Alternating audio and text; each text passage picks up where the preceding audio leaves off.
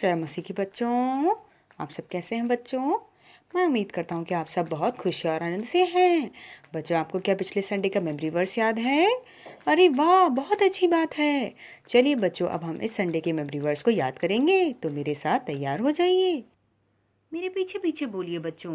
पहला पतरस 1:15 और 16। First Peter 1:15-16। But as he who called you is holy, you also be holy in all your conduct, because it is written, be ye holy, for I am holy. First Peter 1:15-16। पहला पतरस 1:15-16। हाँ बच्चों, हमारा परमेश्वर यीशु मसीह जो हमसे बहुत प्रेम रखता है, जिसने हमें बनाया है, वो पवित्र है, यानी कि उसमें कोई पाप नहीं है। और पाप के बारे में तो हम सबको पता है बच्चों। जो भी कुछ हम गलत देखते हैं, बोलते हैं, सोचते हैं, सुनते हैं, जो परमेश्वर को पसंद नहीं, वो पाप है। लेकिन हमारा परमेश्वर तो बिल्कुल भी ना पाप को जानता है, लेकिन उसने हमारे पाप के लिए कलवरी क्रूस पे जान दी। और ये पतरस की किताब में क्या लिखा है कि जैसे हमारा बुलाने वाला पवित्र है, वैसे हमें भी पवित्र बनना है बच्चों। लेकिन बच्चों, आपको पता है पवित्रता कार्य करने से नहीं आती है। यानी कि अगर हम ये सोच लें कि हम सब अच्छा अच्छा करेंगे, लेकिन अगर हमारे दिल में यीशु मसीह नहीं है, या फिर अगर हमने उद्धार नहीं प्राप्त किया है, तो हम पवित्र हैं, हम ऐसा नहीं सोच सकते बच्चों। आपको ये समझना है कि सबसे पहला ज़रूरी कदम है उद्धार, यानी कि अपने पापों से सबसे पहले क्षमा मांगना और यीशु मसीह को अपने दिल में अपने राजा और पिता के रूप में स्वीकार करना, अपना जीवन यीशु मसीह को समर्पित कर देना।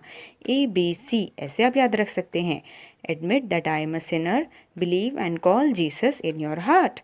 Believe that Jesus Christ is the Lord and call Jesus Christ as your Lord in your heart. यानी कि यीशु मसीह को अपने राजा के रूप में अपने दिल में बुलाइए। उसी के बाद बच्चों, फिर हमारे दिल में अपने आप पवित्र आत्मा आ जाती है। फिर वो हमें सही गलत बता के देती है। वो हमें बताती है हमें ये करना है या नहीं करना है, झूठ नहीं बोलना है, चोरी नहीं करना है, मम्मी और पापा की बात माननी है, बड़े या छोटे भाई बहन से लड़ाई नहीं करनी है, होमवर्क समय से करना है। हर बात वो होली स्पिरिट हमें बता के देता है। तो इसलिए पवित्रता का सबसे पहला चरण क्या है बच्चों? पाप से हमें मुक्ति प्राप्त करने का यीशु मसीह हमारे दिल में बुलाना है हमको बच्चों। तो बच्चों, मैं उम्मीद करता हूँ कि आप ये मेमोरी वर्ड्स को याद करेंगे और हमें सुनाएंगे। अब हम अगले क्लास में मिलेंगे बच्चों। तब तक के लिए सबको जय मसीह की। जय मसीह की बच्चों। बच्चों, पिछली क्लास में हमने देखा था डैनियल के बारे में कि कैसे बेल्शस्सर जो राजा था, उसका जो साम्राज्य ख़त्म हो जाता है। और हमने वो प्रोफेसी के बारे में देखा था, मैंने तेकेल करके। तो उसका ये मतलब था कि तुम्हारी जो किंगडम है, अब उसके ख़त्म होने का समय आ गया है, क्योंकि तुमने जो गलत काम किया है, जो परमेश्वर के विरुद्ध है, वो परमेश्वर को बिल्कुल पसंद नहीं आया। और फिर वो जो पिछला राजा रहता है, जो नेबूकदनेस्सर का बेटा रहता है, वो उसका राज्य साम्राज्य हटा दिया जाता है और राजा डेरियस आ जाता है, जो कि मीडियनाइट्स या मिडिस के साम्राज्य से बिलोंग करता है बच्चों। आइए अब हम आगे देखते हैं। बच्चों, यहाँ पे एक नया राजा बैठा है, जो है राजा डेरियस या फिर राजा दारा। तो अभी ये जो राजा है, वो दूसरे साम्राज्य से आके यहाँ पे बेबीलोन में इन्वेजन करके यहाँ पे वो रह रहा है बच्चों। अभी हम देख रहे हैं कि यहाँ आगे क्या होता है। देखिए, डैनियल को एक बड़े ओहदे पर पहुँचा दिया गया है।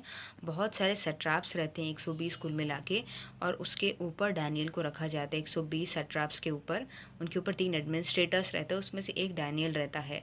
पर क्योंकि आपको पता है बच्चों, हमने पहले पढ़ा भी है कि डैनियल की विजन और ड्रीम देखने की जो एबिलिटी परमेश्वर ने उसको दी है, और कई अलग अलग एबिलिटीज़ जो डैनियल को परमेश्वर ने दी है, उसके कारण वो बिल्कुल डिस्टिंग्विश्ड या फिर अलग से पता चलता है, अलग से दिखाई देता है। यानी कि उसके टैलेंट्स को सब बहुत सराहते हैं, और उसकी वजह से डैनियल को एक अच्छा पोस्ट दे दिया जाता है। यानी कि पूरे किंगडम के ऊपर, राजा दारा के पूरे किंगडम के ऊपर, जस्ट राजा दारा के नीचे उसको एक पोजीशन दे दी जाती है। यानी कि बहुत पावरफुल पोजीशन पे डैनियल को पहुंचा दिया जाता है राजा दारा के द्वारा। बच्चों देखिए, आपको यहाँ दिख रहा है डैनियल प्रार्थना कर रहा है। हाँ बच्चों, डैनियल क्या करता था कि जेरूसलेम की जो टेम्पल है, गेट है, उसकी तरफ देखते हुए, उसकी तरफ फेस करते हुए वो दिन में 3 बार प्रार्थना करता था बच्चों।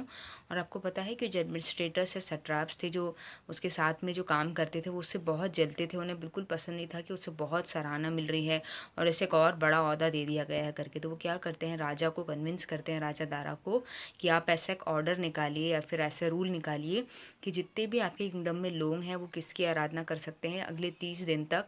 सिर्फ आपकी किसी भगवान की, किसी मूर्ति की नहीं, सिर्फ राजा दारा की आराधना करेंगे करके ऐसा वो ऑर्डर निकाल देते हैं। और राजा दारा उनके चाल को समझ नहीं पाता और वैसा ऑर्डर निकाल भी देता है। तो क्या होता है कि ये लोग सट्राप्स, गवर्नर्स, ये लोग सब एक साइड एडमिनिस्ट्रेटर्स जो कलीग्स रहते हैं, जो डैनियल के साथ में काम करने वाले रहते हैं, वो जाके देखते हैं कि देखो डैनियल फिर से वही दिन में 3 बार प्रार्थना कर रहा है करके। अब बच्चों हम देखते हैं इसके बाद क्या होता है। बच्चों ऐसा एक रूल निकालने की वजह से आप देखिए डैनियल को उसका पनिशमेंट मिलने के लिए उसको पकड़ा जाता है कि देखो डैनियल, तुमने दिन में 3 बार प्रार्थना करी। बोला गया था कि 30 दिन तक दिन में 3 बार किससे प्रार्थना करनी है?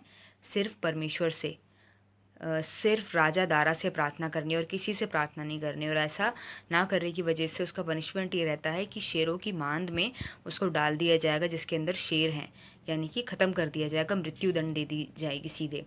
अब देखिए बच्चों, यहाँ पे राजा दारा बहुत दुखी दिखाई दे रहा है क्योंकि राजा दारा को मालूम था कि डैनियल ना सिर्फ बहुत टैलेंटेड, बहुत डिस्टिंग्विश्ड या बहुत एक अलग प्रकार का एक व्यक्ति है, परंतु उसका व्यवहार भी बहुत अच्छा है और बाकी लोगों की तरह नहीं है। वो एक अलग इंडिविजुअल है करके, अलग व्यक्ति है और उसके दिल के बहुत करीब था डैनियल। उसको दुख लगता है क्योंकि अब वो उस लॉ को बदल नहीं पाता है और डैनियल को बच्चों उस गड्ढे में डाल दिया जाता है और ये बहुत एक दुख की बात रहती है बच्चों। बच्चों उस रात क्या होता है, राजा दारा बिल्कुल भी ना कुछ खाना खा पाता है और ना उसे कोई एंटरटेनमेंट, कोई मनोरंजन नहीं चाहिए, ना उसको नींद आती है। वो रात भर देखिए अपने बिस्तर के चारों ओर चल रहा है और उसे चिंता हो रही है कि डैनियल का क्या होगा करके। और उसे मालूम है कि देखो डैनियल अब बचेगा नहीं, लेकिन वो कहीं ना कहीं सोच रहा है कि जो परमेश्वर ने, और वैसे डैनियल को बोलता भी है कि जो परमेश्वर से तुम हमेशा आराधना करते हो, कि वो दिल से चाहता है डैनियल बच जाए, वो तुम्हें बचा ले डैनियल, वो जिसकी तुम इतने ओबीडियंटली आराधना करते हो, जिससे तुम इतना प्रेम करते हो, जो आश्चर्य कर्म करने वाला परमेश्वर है, जो तुम्हें विजन्स और ड्रीम्स के मतलब बता के देता है, वो परमेश्वर तुम्हें डिलीवर करे डैनियल, ये मेरी पूरी इच्छा है करके वो ऐसा बोलता भी है डैनियल से, डैनियल को गड्ढे में डालने से पहले। और उसके साथ ही साथ उसकी रात में भी यही पूरे समय सोचता है कि डैनियल बच जाए करके। बच्चों अब हम ये आगे देख रहे हैं कि डैनियल जो है, देखिए अब अगली सुबह जैसे ही राजा आके देखते हैं कि रात भर उसे नींद नहीं आई कि डैनियल को क्या हुआ है करके, और एकदम वो सुबह जाता है, जैसी सुबह होती है मैं देखूंगा डैनियल कैसा है करके। और वो ऊपर से पूछता है, डैनियल डैनियल, क्या तुम्हारे परमेश्वर ने तुम्हें बचाया? क्या तुम ठीक हो? तुम कैसे हो? तुम्हारा जिंदा परमेश्वर ने तुम्हारी रखवाली रक्षा करी कि नहीं डैनियल? और वहाँ सब सट्राप्स और एडमिनिस्ट्रेटर्स यानी डैनियल के साथ काम करने वाले अधीक्षक सब खूब हंस रहे हैं कि राजा को क्या हो गया है, अभी तक तो वो बिल्कुल उसकी हड्डी भी नहीं बची होगी, वो शेरों ने उसे ख़त्म कर दिया होगा। लेकिन देखिए बच्चों, आपको दिख रहा है शेर एक अजीब तरीके से अपने अपने कामों में व्यस्त हैं और राजा और डैनियल क्या कर रहा है, वो खड़ा हुआ है और राजा से बोल रहा है, राजा राजा जी बिल्कुल मेरे परमेश्वर ने मुझे बचा लिया है। हालांकि मैं ये सोच के नहीं गया था कि बचा लेगा मेरा परमेश्वर, इसीलिए मतलब मेरा विश्वास तो था परमेश्वर पे, लेकिन मैंने ये ज़रूर सोचा था कि मैं अपने परमेश्वर से इतना प्रेम रखता हूँ कि इसका कोई भी अंजाम भुगतना पड़े, मेरा परमेश्वर मेरी रखवाली करेगा। और राजा दरा बहुत खुश हो जाता है, उसकी खुशी का कोई ठिकाना नहीं रहता और डैनियल को बाहर निकाला जाता है और उल्टा ये एक डिक्री निकाला जाता है कि जो डैनियल के परमेश्वर को आराधना नहीं करेगा उसे शेरों के मान में डाल दिया जाएगा करके। और बच्चों एक और चीज़ ये साथ में होती है कि वो जो दूसरे जो एडमिनिस्ट्रेटर्स रहते हैं यानी अधीक्षक रहते हैं और बड़ी बड़ी ओहदों पे जो लोग रहते हैं, वाइसमैन, ये सब समझदार लोग, उनको डैनियल की वजह से बदले में, यानी कि जिन्होंने डैनियल को फंसाया था, उन्हें डाल दिया जाता है उस गड्ढे में पनिशमेंट के तौर पर। और बिल्कुल बच्चों, परमेश्वर ने इस समय तो शेरों के मुंह को बंद कर दिया था क्योंकि परमेश्वर डैनियल से बहुत प्रेम रखता था, लेकिन उनके केस में बच्चों उनको उनकी सज़ा मिलनी थी, इसलिए शेर उन्हें खा जाते हैं बच्चों। तो बच्चों अब हम इस घटना के आगे हम अगली क्लास में सुनेंगे बच्चों। मैं उम्मीद करती हूँ कि ये सबसे दिलचस्प किस्सा है डैनियल के बारे में कि कैसे शेरों का मुंह बंद कर दिया परमेश्वर ने। तो बच्चों अब हम अगली घटना को अगली क्लास में सुनेंगे और मैं उम्मीद करती हूँ कि आपको इस क्लास में डैनियल के बारे में बहुत कुछ सीखने को मिला। सबको जय मसीह की बच्चों।